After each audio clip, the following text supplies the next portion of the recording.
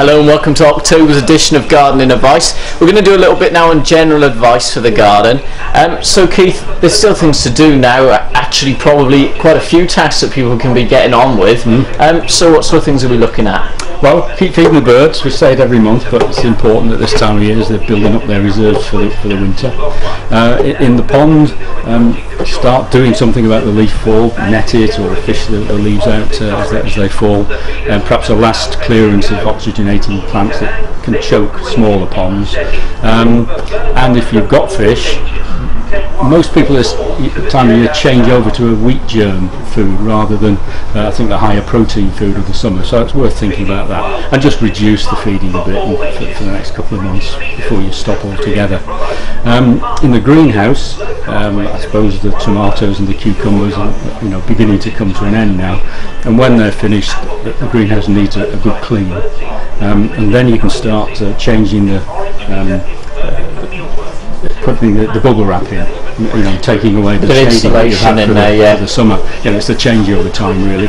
And a bit of Jay's fluid is perfect for that, isn't it? For the greenhouse. At low strength, just be careful. Put some gloves on, perhaps put some goggles on. But yeah, that's a good disinfectant really, not expensive. So there's things to do in the greenhouse, getting it ready for the winter. If the weather turns, we'll be bringing some of the more tender plants into that greenhouse, towards perhaps the end of the month or into November. That's brilliant. And so the other thing is the lawn. We always talk a bit about the lawn, and now because we're in autumn, there's a different type of feed you want to be putting on the lawn now, isn't it? Yeah, we change over in this time of year to this autumn feed. It has a moss killer in, but it doesn't have a weed killer because they're not very effective at this time of year.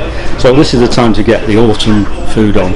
It's less nitrogen, so it's not so much for leaf growth and greening the lawn. It's helping the roots toughen up, so that the lawn is hardier in the winter and ready for spring growth. When the new nice weather comes. And it still tackles up moss as well. There's some moss in, and you need to scarify it this time of the year, either with a hand rake or a machine, and aerate. Particularly if you didn't do it, last year. Some people alternate, have to do it every year perhaps, but it's worth doing it this time of year. Just getting the lawn tidied up, ready for the rigours of the winter. That's brilliant. Well, thanks very much, Keith.